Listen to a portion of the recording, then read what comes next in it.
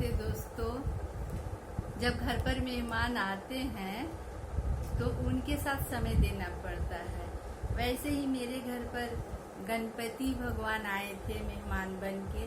मैं उनकी खातिरदारी में, सेवा में, पूजा में व्यस्त थी, इसलिए मैं ये एपिसोड पूरा नहीं कर पाई। आज मैं कर रही हूँ। सुबेसा जो थी वो पागल बाबा से ज्ञान प्राप्त कर ली और वो माता जी के नाम से विख्यात हो गई और सत्संग करने लगी। और कोई भी दुखारन आते थे उनको जल दे देती थी तो जल से वे ठीक हो जाते थे। और उनका नाम हर गांव में मतलब प्रसिद्ध हो गया कि ऐसा माता जी ऊपर हुई है जो ऐसे ऐसे जल दे देती है तो ये दुख खत्म हो जाता है, वो दुख खत्म हो जाता है, ये फायदा होता है, वो फायदा होता है। बहुत अच्छा सत्संग करती है। तो लोगों ने वहाँ भीड़ इकट्ठा करने लगे, जाने लगे, उनसे मिलने लगे, अपने दुख को मिटाने के लिए, ज्ञान लेने के लिए। इस तरह से एक दिन कालू निकल रहा था उस गांव से, तो कहा कि हाँ माता जी कोई है, जरा हम भी देख ले। जब उसने किया तो देखा ये तो सुबेसा ही है। फिर उसने सुबेसा से जाके मिला, उनका पैर छुआ और उससे आशीर्वाद लिया। फिर जब महल में गया राजा के पास तो राजा ने पागल हो गए थे। सुबेसा ऐसी थी, सुबेसा ऐसी थी, सुबेसा कितनी अच्छी थी, सुबेसा बहुत सुंदर थी। कालू सुबेसा को तूने क्यों मार दिया, सुबेसा को क्यों मार दिया कालू, तूने सुबेसा को क्यों मार दिया। इस तरह से कहा कि राजा ने पागल हो गए थे और यही भजन गाते थे, कब सुमिरोगे राम साथ हो, कब सुमिरोगे साथ। तो ये भजन गा गा के और वो पागल हुए। तो कालू ने सोचा कि राजा जब इतने पागल हो गए तो पूछे कि यदि सुबेसा को जिंदा पाते तो, अरे कालू सुबेसा जिंदा रहती तो बहुत अच्छा रहता, तुमने क्यों मार दिया। बोला कि आपको सुबेसा के पास ले चले। तो बोला कि राजा ने बोले कि हाँ हमें सुबेसा के पास ले चलो।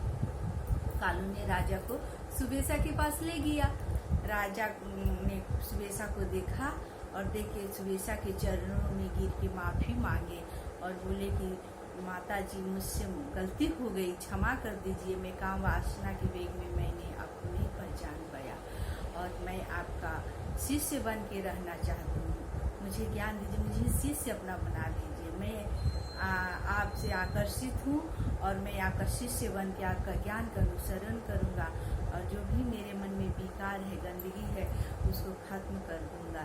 इस तरह से राजा ने सुबेसा ने शिष्य बना उनको चरणों में गिरे और सुबेसा ने उन्हें ज्ञान दिया और वो सही हो गए। राजा सुबेसा के पास जाके उनका जो विकार था, जो गंदगी थी, सब खत्म हो गया। इस तरह से इस कहानी से यही शिक्षा मिलती है कि यदि सुबेसा राजा के सुंदर वस्त्र, गहने और महल के सुख ऐश्वर्य को देख के मोहित होके उनके बस हो जाती और वहाँ रहती, नृत्य करती, उनके मन बहलाती, तो आज सुबेसा एक नर्क में रहती और सुबेसा ने उसे त्याग किया तो वो तो पूजनीय हुई ही, साथ में उस कामी विकारी राजा भी पूजनीय हो गए और कालू भी पूजनीय हो गए। एक सुबेसा ने अपनी जिंदगी को संवारा और अपने को काम विकार से दूर रखा, अपने को आकर्षित नहीं किया उस लुभावने चीजों को देखकर। तो वे आज अपने तो तरी ही, साथ कालू भी तरा और साथ राजा भी तरे और कई लोगों को दुख को मिटाई और माता जी के नाम से प्रसिद्ध हुई। वो भिखारी राजा ने उन्हें माता जी पुकार के उनके सुबेसा के चरणों को छुआ। तो सोचिए इस कहानी से यही शिक्षा मिलती है कि हम अपने आप को सुधार लें, अपनी गलतियों को, गलत जगहों पर जाने से बच जाए, लालच से बच जाए, लुभावने चीजों से बच जाए तो हमारी जिंदगी तो सुधरेगी ही, साथ कई लोगों की जिंदगी सुधर जाती। यही इस कहानी से सीख